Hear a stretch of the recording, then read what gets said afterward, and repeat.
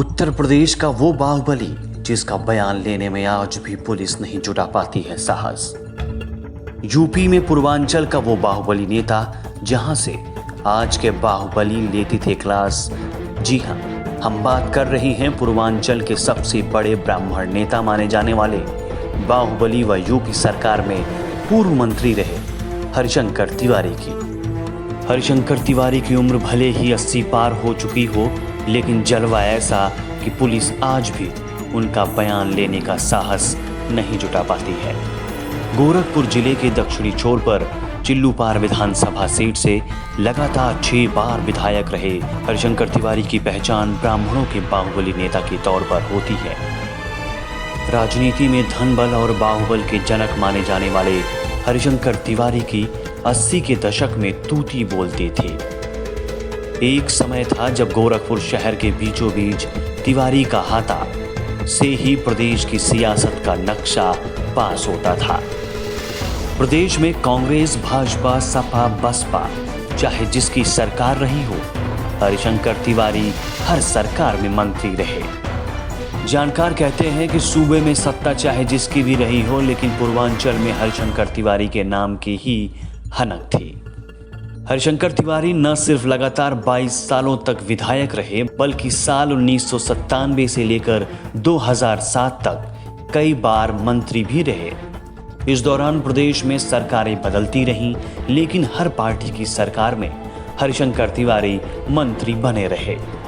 हालांकि राजनीति की शुरुआत उन्होंने कांग्रेस पार्टी से की, लेकिन कल्याण सिंह, राजनाथ सिंह, मायावती से लेकर मुलायम सिंह यादव के मंत्रिमंडल में उनकी जगह पक्की रही।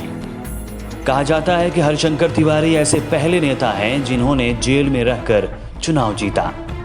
हालांकि हर सरकार में मंत्री रह चुके हरिशंकर तिवारी 2017 में एक बार फिर से चर्चा में तब आए जब यूपी में योगी सरकार बनी। योगी आदित्यनाथ के सत्ता की कमान संभालने के बाद ही तिवारी हाथा पर पुलिस ने एक मामले में छापेमारी की।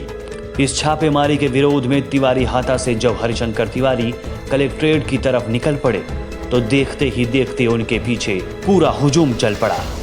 एक बार सड़कों पर फिर से हरिशंकर तिवारी का दबदबा दिखा। उन्हें रोकने के लिए कलेक्ट्रेट के गेट को बंद कर दिया गया। कई थानों की फोर्स लगाई गई। तिवारी के तेवर कम नहीं हुए, समर्थक आक्रोश में थे। इसके बाद प्रशासन ने हरिशंकर तिवारी से गुहार लगाई, जिसके बाद तिवारी ने नियमों का पालन करते हुए शांति के साथ कलेक्ट्रेट परिसर में धरना दिया। इसके अलावा उन्होंने सरकार को कटघरे में खड़ा करते हुए एक ज्ञापन भी सौंपा। उस दिन के बाद से इस मामले की जांच ठंडे बस्ते में पड़ी है। गोरखपुर के आला अधिकारी इसे लेकर 22 से अधिक रिमाइंडर दे चुके हैं, फिर भी पुलिस कार्रवाई नहीं कर पा रही है। फिलहाल हरिशंकर तिवारी अब बुजुर्ग हो चुके हैं। सादा धोती कुर्ता, सदरी और सिर पर ऊनी टोपी पहनने वाले हरिशंकर तिवारी को देखकर कोई भी अंदाजा नहीं लगा सकता कि पुलिस रिकॉर्ड में हिस्ट्री शीटर रहे तिवारी पर कई संगीन आरोप दर्ज हैं।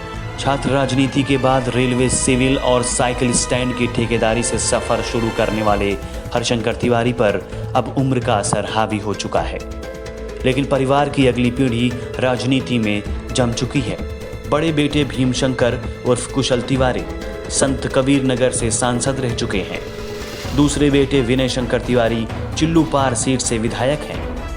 वहीं हरिशंकर तिवारी के भांजे गणेश शंकर पांडे यूपी विधानसभा के पूर्व सभापति रह चुके हैं।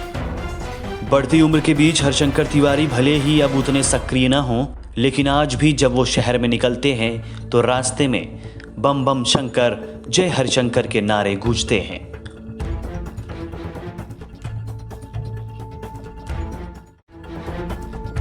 देश और दुनिया की तमाम खबरों के लिए हमारे चैनल न्यूज़ बुक 24 को सब्सक्राइब करें, और अगर हमारा ये वीडियो आपको पसंद आया हो तो शेयर करें।